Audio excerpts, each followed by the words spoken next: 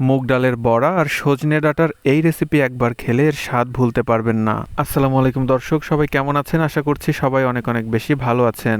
আজকের রেসিপির জন্য একটা ব্লেন্ডার জারের মধ্যে নিয়েছি 1 কাপ ভিজিয়ে রাখা মুগ ডাল, 3টা কাঁচামরিচ আর কয়েক টুকরা আদা দিয়ে এই মুগ ডালগুলোকে ভালোভাবে ব্লেন্ড করে নেব। বড়াগুলো ভাজার জন্য কড়াইতে দিয়ে দিচ্ছি তেল, আর এই যে দেখেন আমাদের মুগ ডাল ব্লেন্ড করা হয়ে গেছে। এখন এর মধ্যে লবণ আর হলুদ দিয়ে একটু মিক্স করে নেব। এখন একটা চায়ের চামচের সাহায্যে এই বড়াগুলো গরম তেলের মধ্যে দিয়ে দিচ্ছি। বড়াগুলোকে কিন্তু খুব বেশি বড় বা খুব বেশি ছোট করেও বানানো যাবে না, চায়ের চামচের 1 চামচে যতটুক ধরে অতটুকুই। এখন মিডিয়াম টু লো হিটে এই বড়াগুলোকে গোল্ডেন ব্রাউন করে ভেজে নেব। মুগ ডালের পরিবর্তে আপনারা চাইলে কিন্তু এই বড়াটা মসুর অথবা ছোলার ডাল দিয়েও করতে পারেন। তো এই যে দেখেন আমাদের মুগ ডালের বড়াগুলো কিন্তু একদম গোল্ডেন ব্রাউন হয়ে গেছে। এখন এই বড়াগুলোকে চুলা থেকে নামিয়ে নিচ্ছি।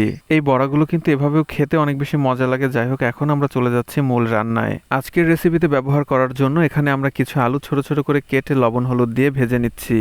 আলুগুলো ভেজে নিয়েছি। এখন এগুলোকে চুলা থেকে নামানোর পর কড়াইতে আবারও দিয়ে দিচ্ছি তেল। তেল সামান্য গরম হয়ে গেছে। এখন এর মধ্যে দিয়ে দিচ্ছি 2টা শুকনা মরিচ আর 2টা তেজপাতা। এগুলোকে কিছুক্ষণ নেড়েচেড়ে ভেজে নেওয়ার পর এর মধ্যে দিয়ে দিচ্ছি 1 চা চামচের মতো আস্ত জিরা। এরপর 1.5 টেবিল চামচ কুচানো পেঁয়াজ দেওয়ার পর এই মশলাগুলোকে নেড়েচেড়ে ভেজে নিচ্ছি। পেঁয়াজগুলোকে অল্প কিছুক্ষণ নেড়েচেড়ে ভেজে নেওয়ার পর এর মধ্যে দিয়ে দিচ্ছি কয়েকটা আস্ত কাঁচামরিচ।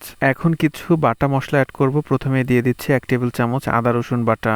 এরপর দিয়ে দিচ্ছি 1 টেবিল চামচের মতো জিরা ধনিয়া বাটা। একটু নেড়েচেড়ে নিচ্ছি। এরপর দিয়ে দিচ্ছি সামান্য পরিমাণে শুকনা মরিচ বাটা। তবে আপনারা যদি আরো বেশি ঝাল খেতে পছন্দ করেন সেই অনুযায়ী এখানে ঝাল ব্যবহার করবেন। এখন দিয়ে দিচ্ছি প্রায় 1.5 কাপ কুচি করা পাকা টমেটো। এরপর দিয়ে দিচ্ছি স্বাদ মতো লবণ। এখন ভালোভাবে নেড়েচেড়ে এগুলোকে কিছুক্ষণ কষিয়ে নেব।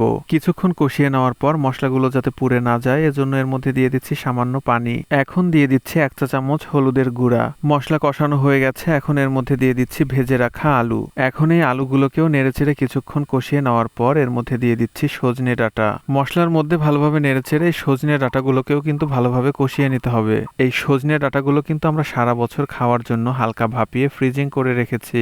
সবকিছু ভালোভাবে কষানো হয়ে গেছে। এখন এর মধ্যে দিয়ে দিচ্ছি ঝোলের জন্য পানি। এগুলো পারফেক্ট ভাবে সিদ্ধ হওয়ার জন্য ঢাকনা দিয়ে ঢেকে কিছুক্ষণ রান্না করে নেব। কিছুক্ষণ রান্না করার পর এই যে দেখেন ঝোল ফুটতে শুরু করেছে। এখন এর মধ্যে দিয়ে দিচ্ছি ভেজে রাখা মুগ ডালের বড়া।